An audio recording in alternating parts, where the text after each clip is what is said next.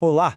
Hoje a gente vai mergulhar num verdadeiro quebra-cabeça da clínica veterinária, a neutropenia. A ideia aqui é transformar essa ciência que parece super complexa em um mapa de diagnóstico bem claro, bem direto ao ponto. Então, esse aqui é o nosso roteiro de investigação de hoje. A gente começa com aquele primeiro sinal de alerta no hemograma e vai seguindo as pistas, passo a passo, até chegar no diagnóstico final. Vamos nessa? Bom, para começar, a gente precisa entender o que exatamente estamos procurando.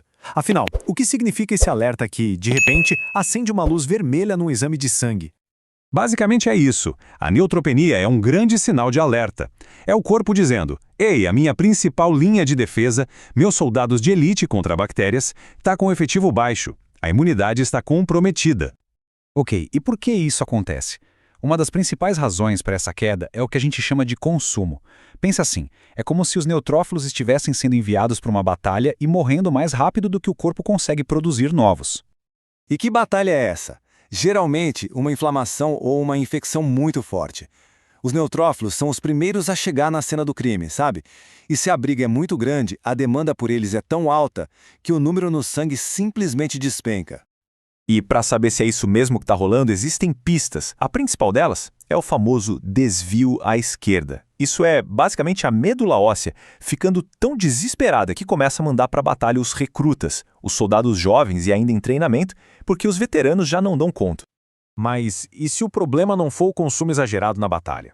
E se a questão for mais profunda, lá na origem, na linha de produção? A gente pode chamar de problema na fábrica, que é a medula óssea.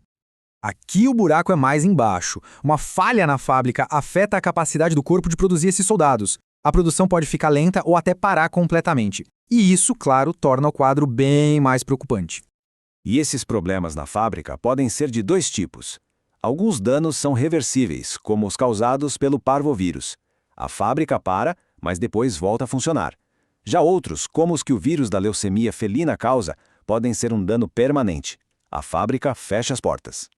Certo. Com duas causas tão diferentes, consumo na batalha ou problema na fábrica, como um clínico consegue saber qual caminho seguir? É preciso ter um mapa. Essa é a pergunta de $1 milhão, né? É o ponto central de todo esse mistério. A resposta para essa pergunta vai guiar todo o diagnóstico e, claro, o tratamento. E aqui está ele, o nosso mapa. Esse fluxograma é a ferramenta principal que guia toda a investigação. Olha só que interessante. Tudo começa com um único achado, a neutropenia, e a partir daí, o caminho se abre em várias possibilidades dependendo das próximas pistas. A primeira instrução do mapa é bem clara. Vamos olhar em volta. Será que tem danos colaterais? Ou seja, outros tipos de células do sangue, como as plaquetas ou os glóbulos vermelhos, também estão com os números baixos? E esse primeiro passo é um verdadeiro divisor de águas. Ele já separa a investigação em dois caminhos totalmente diferentes. Se só os neutrófilos caíram, a gente pensa em inflamação. Se todo mundo caiu junto, o problema provavelmente é mais sério, lá na medula óssea. Então vamos seguir o primeiro caminho, aquele em que as outras células estão bem. A próxima pergunta do nosso mapa é: a medula óssea está tentando compensar? Ela está mandando os recrutas para a luta? Ou seja, existe o tal desvio à esquerda? A resposta para essa pergunta refina ainda mais o diagnóstico. Se tem desvio à esquerda, ótimo. É sinal de que o corpo está lutando com tudo que tem contra uma inflamação. Agora, se não tem, aí a gente acende outro alerta, porque pode significar que algo paralisou a medula de repente. Perfeito. O fluxograma nos deu o caminho principal, o diagnóstico mais provável. Mas, como em toda boa investigação, outras pequenas pistas no hemograma podem adicionar um contexto super importante para fechar a história. Esses achados adicionais são como as notas de rodapé da nossa história. Por exemplo, uma queda em outro tipo de célula de defesa, os linfócitos, pode indicar uma infecção por vírus.